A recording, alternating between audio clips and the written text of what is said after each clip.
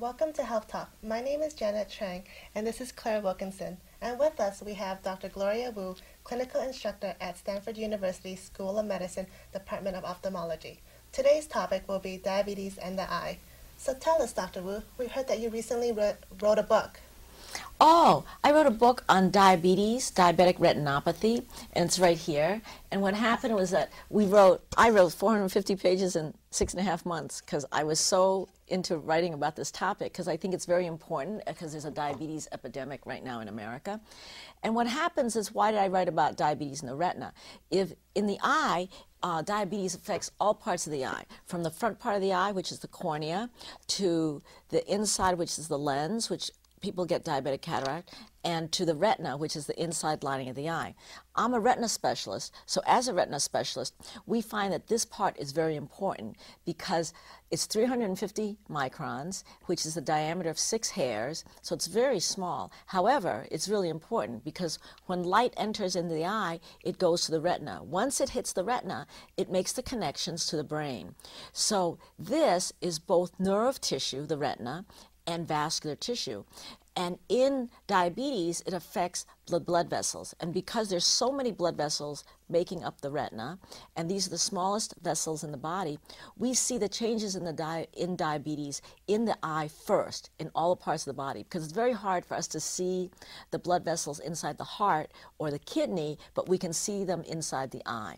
So what happens if you take blood sugar that is normal, which is 100 milligrams per deciliter, and you put it in tissue culture of the blood vessel cells, endothelial cells, they live. However, if you take blood sugar from a diabetic patient, which is 150 milligrams per deciliter, in a same petri dish, the cells, which were originally normal, they die because the higher concentration of glucose is toxic. It's like a poison to the cells. So once you have these blood vessels, and instead of being nice, like little pipes, which are perfect, they have holes in them. They leak because the cells died, and the little openings leak blood. And when they leak blood, you have little dots of hemorrhage in the retina, or you have no blood going from point A to point B, no nutrients, no oxygen. And what happens, that part of the retina dies, and there's loss of vision. So we have with us a slide of a normal retina where we'll see the optic nerve here, which is this nice round disc, and the nice blood vessels, and nothing else is wrong except nice retina, which is nice and orange in color. And then our next slide is one of background diabetic retinopathy, where this is the earliest stage of how it affects the eye in the retina. And you'll see dot blot hemorrhages, little red dots, and little yellow deposits. And that's the blood protein leaking out into the retina. Then we have one more slide where it's background diabetic retinopathy, where it's still the early stage of diabetes. It still can be cured. You can still go back to normal vision. But instead, you have something called macular edema. So macular edema is what happens if you take the eye, and the macula is this little dip here, which is right in the center of this photograph. It's sort of a little dark. That dip gives you 20/20 vision. So instead of being nice and flat like the rug that we're standing on or the floor that we're standing on, instead it's like filled with puddles of blood, or it's muddy, or it's just thick and spongy instead of being nice and flat. Now that's macular edema because the blood vessels are leaking in the 350 micron space of the retina in the 10 layers of the cells, so you have blood in between all those layers, and it's swollen, and so when light enters the eye, it hits that part which is swollen. It can't see. It can't hit all the cells it's supposed to hit, and therefore the connection to the brain becomes abnormal, and we interpret that as being fuzzy vision at near, that we can't see to read, or if we're looking at a street sign, there's like a center blackness missing. But most commonly when they have macular edema, you just can't see reading, that you just think you need new reading glasses. But instead, it's really your diabetes affecting your vision very early. And then we have one more slide, which is pre-proliferative, where you see blood vessels like this, but there's a round loop. So one of the blood vessels contorted itself to form a circle. That's called a venous loop, and that's totally abnormal. That means that the blood vessels, which are leaking, got so abnormal that they had to get convoluted and create a circle or more abnormalities to try to get blood products and the nutrients to the right part of the retina. And the last slide is one of proliferative diabetic retinopathy, when your blood sugar is totally out of control for several years, or you decide to binge on chocolates or bonbons all the time when your doctor tells you not to, and there is bleeding from the 12 o'clock to 6 o'clock position on this slide. This is a strip of kind of red blood. So it's just dripping in blood, because what happens is that these leaky blood vessels are full of holes. They're leaking blood, just dripping all over the eye. So it can be quite complex, but lucky for us in America, in all the European countries and modern countries where there is good medicine, nobody needs to go blind anymore. We have treatment, and most of it can be done in the office. There's laser, there's eye drops, there's pills, and of course there's controlling your blood sugar. So what tests are out there for a patient to get to see if they have diabetes or that indicate diabetic retinopathy? Well, usually they come to me already referred to me by an internal medicine doctor or a family practice doctor or a pediatrician, and they've done simple tests to figure that out. Now what happens is that many times they do not get a test called the hemoglobin A1C often enough, a few times a year. And that is also a fasting test done the same time as the fasting blood sugar. The fasting blood sugar tells you how you've been doing the last 24 hours, because you don't eat for 12 hours and you take the test. But the hemoglobin A1C looks at all the red blood cells and how much glucose is stuck on top of each red blood cell. So that is like a 6-month report card. So the fasting blood glucose test just tells you if you were a good girl or boy that one night, that one 24-hour period.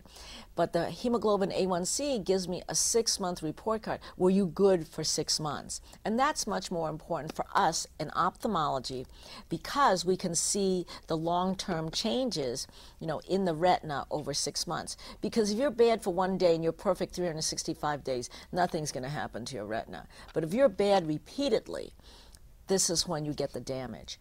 And the other thing is that many people don't order that because they would be depressed, thinking, oh, I can't cheat and tell my doctor I'm perfect. But what will happen is that test, the hemoglobin A1C, is really important for us as ophthalmologists and retina surgeons. In the early 90s, in the New England Journal of Medicine, which is one of the big journals in medicine, we did a diabetes complications and control trial, DCCT. And this showed that if you kept your hemoglobin A1C close to 6.0, which is normal, you never have eye complications or kidney complications in a 5-year follow-up, which is outstanding, because that's what we want for our patients, that they do not have any reason to lose vision or go towards blindness. Because once you go towards the proliferative stage, where you have that dripping blood coming from all parts of your retina, even though we can get you back to 20/20 vision, there is a lot of damage. And that means there's that type of damage in your kidney and your heart that we can't see as easily as dilating your eyes. Now, you mentioned patients being bad. Are you talking about diet and exercise? So how do these affect diabetes? Well, I've seen many patients with diabetes, 100,000 patient visits in my lifetime taking care of diabetic patients. And what happens is that type 2 is more common, so a lot of people like grandma would come to see me, and it's very hard to change grandma's habits. We all love grandma. They're the ones who make us the turkey for Thanksgiving, the apple pie, and they're in some ways the matriarch of all our family, the glue that holds the family together, especially at holidays. And holidays are a very tough time. So grandma is well-meaning. She wants to do good, and she wants to take care of herself, but sometimes they don't realize how important it is to exercise 150 minutes a week, which comes out to 21.4 minutes a day, or 22 minutes. And there's just some simple exercises that they can do, even non-weight bearing, even if they're sitting in a wheelchair. Now, Claire, I know you were studying this in college, and you were writing a little monograph about this. I was. At UCSB, I did study exercise and health, so I got a good platform on nutrition and the benefits of exercise. And so when I come to your clinic and I see the different patients, many of them have neuropathy or in wheelchairs, and their morale can be low, and it's hard to get the energy to exercise. So I thought maybe there was a way for them to exercise in their seats, or a way to do it while they're lying down, because really exercise, just to do aerobic exercise and increase your heart rate, you just have to move your large muscle groups, meaning your arms or your legs, and you can even be doing them in your chair with 1-pound weights or weights on your ankles. You could be doing your chores with these ankle weights on. It helps, even a little bit helps. So low impact exercise is better than no exercise at all. Now, we've been telling some of our patients about this. We got this idea from you, and we were really thrilled about it. Now, tell us a little bit. There's also ones that you can do lying in bed, because some people are bedridden. That's true, yes. There are a lot of strengthening exercises you can do in bed that just basically use muscle contractions on your own. You could be laying in bed and be doing crunches for your stomach area, or you could be doing stretches for your legs just to get your blood moving through your muscles and help that benefits too. Now, some of them are isometric, so they can just sit in their wheelchair, and if they do something isometric, is better than nothing. That's true, yeah. Just contracting the muscles and using them is better than nothing at all. And sometimes instead of having exercise bands, because maybe our patients don't have the time to buy an exercise band, they can use a towel. That's true. They can use a towel to use as for resistance, or really any weights can be used instead of, free weights. They can use a can of soup, or perhaps a water bottle that's full. Anything that weighs about 1 pound to 5 pounds will be okay. So I tell my patients in my clinic that if they are overweight, that they try the American Diabetes Association diet, and the American Diabetes Association is very good in every major city. You can join for as little as $10, and they have a website. Just put in American Diabetes Association, and you can join through the web, and through that you can get 24-hour, 7 days a week nutritional advice. You just ask them a question online, they'll answer you, and they do multicultural diets. So they have many people who deal with people who just want to eat a vegetarian diet, who are from southern hemisphere, like South American food or Mexican food or Chinese food or Asian food or South Asian food. And what's interesting about the Asian populations is that they're the fastest growing in the world with diabetes, and they also have something called a metabolic syndrome, where they cannot process lipid, they cannot process their cholesterol as Caucasians or the Caucasian population. And what happens is lipids breaks down into a glucose moiety particle, the carbon, hydrogen, oxygen, CHO. What happens is that becomes a sugar to the body, and again it pushes them into more diabetes. Or if they don't have diabetes, it pushes them into diabetes or a pre-diabetic state. And if they have early diabetes, it intensifies their diabetes and makes control harder. So for those people, they have to watch their lipid intake as well. So Dr. Wu, I also heard that diabetes can affect pregnancy. So I did a small study looking at the medical literature for the past 10 years. So I looked at the eyes of diabetic patients through pregnancy, and I found that approximately 20% of these patients actually progress to a worse state of diabetic retinopathy during their pregnancy. Do you see this in your office? Now, usually in my office, I get referrals from obstetricians, and what happens is that many of them have already type 1 diabetes, so they were diagnosed as a child. So by the time they're pregnant, they know they're diabetic and they need to be in good control. And what happens with the type 1 diabetic women, they are so motivated to have a good birth outcome that they're in excellent control. But what happens with the type 1 diabetic women who become pregnant, this is much better than the 1920s when diabetes was first discovered and insulin was first discovered, is that they can get a big progression of loss of vision. And usually we ask to see them every trimester or sometimes once a month. And for them, strict diet control and insulin is very important for their pregnancy. And we've been very lucky that we've be able to maintain their vision while they're pregnant. And what happens in pregnancy, the pregnancy hormones work against the pancreatic hormones of insulin, so that it's very hard for them to control. And in addition, they are having weight gain because there's actually a fetus, which is also presenting hormonal issues to how much insulin they're producing to maintain their diabetes. Now, in other patients who are type 2 diabetic, let's say they're pre-diabetic before they're pregnant, they push themselves into a diabetic state. And for these women, and there's a growing epidemic of them because there's more pre-diabetes in America than ever before, that they can have a progression of loss of vision as well, and they need to see an ophthalmologist or a retina specialist like myself. And then lastly, they have the gestational diabetic patients who are never diabetic, but during pregnancy they become diabetic because of the extra weight load, the fetus, and themselves. You know, they're not exercising, they don't feel good, sometimes they're nauseated, they just can't eat what they normally eat, and they just eat bonbons or ice cream because it's the only thing they can tolerate. And what happens, they get gestational diabetic symptoms, and they have loss of vision. Most of the time in gestational diabetes, they do not have changes that affect the retina inside here, but instead it's the lens. So what happens if they have high blood sugar, this lens gets bigger. Instead of being nice and flat like this, it becomes round like an onion and then shrinks back to this size within a day.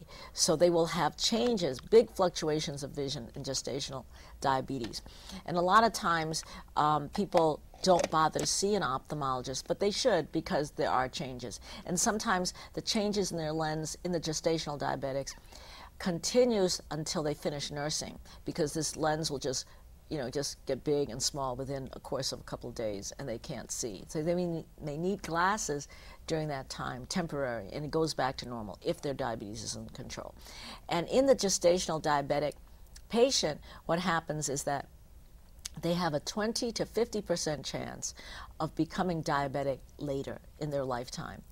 And if they're gestationally diabetic with each pregnancy, the risk is higher. It's been reported as high as 70%, to get diabetes. So these mothers need to be seen by an ophthalmologist, because sometimes it's missed until it's too late and they have loss of vision, or that macular edema that I showed you in an earlier slide, where the retina becomes very thickened just in the macula, which gives you the 20/20 vision. So instead of seeing 20/20, they start seeing blotchy parts. They're missing the letter A in the newspaper or the letter T. They can't see it as well. Okay, so in pregnancy, about 8% of these people actually get gestational diabetes. So for these patients, they have to be under extreme glucose control, and they have to really watch their stuff because they have future health issues. Now, sometimes it's very hard to explain to a gestational diabetic because nobody in their family is diabetic, and they've never been diabetic, and it's poo-pooed, and it says, oh, I'll be fine, because you have a certain euphoria during pregnancy anyway from the pregnancy hormones, from estrogen. But it's important to keep it in perspective. They can do the exercises that Claire would recommend, the 22 minutes a day, or some sort of exercise, even if they're lying in bed, because many times a lot of women in pregnancy, if it's a complicated pregnancy, they're at bed rest for the last trimester. So even if they are at bed rest, they should consider doing the arm weights, something. It's important. Okay. So what would be some of the symptoms that people would get, and how would they know they would have diabetes in the eye? Now, obviously they would have loss of vision. If it affects the cornea, they can't wear their contact lens. It hurts because they stop producing the right amount of tears. And in addition, with diabetes and the cornea becomes very thin, and once you put a contact lens over it, you rip the cornea more easily. You get a corneal abrasion, you hurt your cornea, and it's extremely painful. Other things is that, as I said, the lens becomes big and small within the course of a few hours, even within eating. Like they'll notice they can't see after they eat, and so or they can't see for a few hours after they eat. And this, what happens is this becomes, instead of small and flat and oval like this, becomes round like an onion. And then lastly, they can have the changes in their retina. This is where most of the action is in diabetes. But these also occur, and this we can see very easily when we dilate a person's eye. And many places, including optometrists who sell glasses, they have photographic equipment to check this out. They can email it to their ophthalmologist, and of course all ophthalmologists have this type of equipment, and retina specialists definitely have it. So what are some of the treatments that you generally do for patients with diabetic retinopathy? So in diabetes, that affects the retina, the inside lining. If it's very early, where it's background diabetic retinopathy, where there's only like 30 microaneurysms, meaning 30 little dots of bleeding here, we tell them to see their internist and control their diet. We have something called eye drops, called non-steroidal anti-inflammatory eye drops, which we can put them, they can use, and that'll decrease the inflammation component of diabetes. Now, this is controversial. Some people do not use this.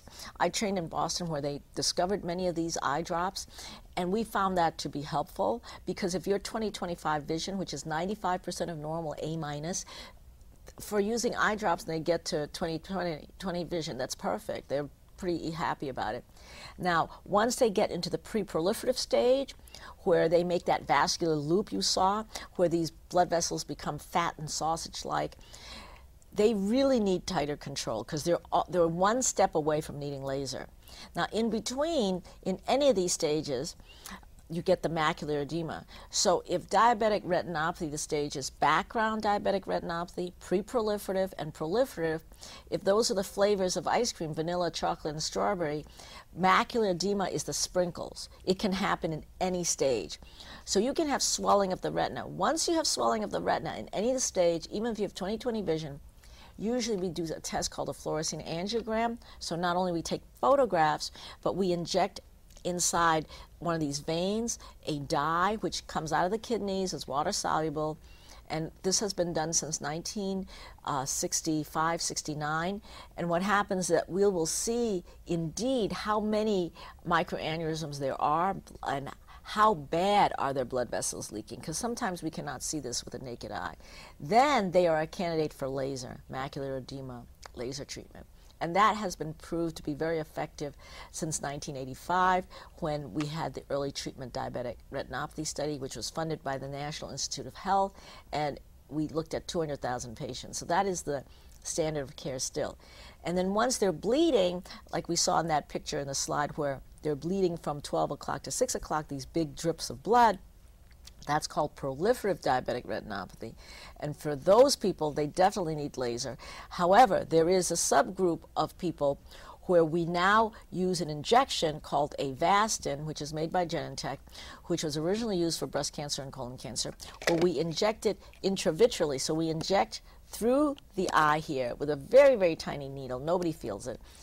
And we inject a monoclonal antibody, which blocks the production of vascular endothelial growth factor, which they think is causing this bleeding. So they think these blood cells are leaking these toxic substances, causing the growth of new blood vessels. And then that's been very helpful for people with the very severe macular edema, where's the swelling here, and the proliferative diabetic retinopathy, where they've had laser, but still they're bleeding through that. It is a tough disease once you let the disease go to the proliferative stage, because by then you've damaged enough blood vessels. There are holes on all of them. And it's just very hard for the body to heal when many, many of your blood vessels are in that kind of state where they're just filled with holes. So for patients who are diabetic but have no vision loss, no symptoms, how often should they see someone like you, an ophthalmologist? If they're newly diagnosed, we should probably see them, because we don't know how long they've been pre-diabetic.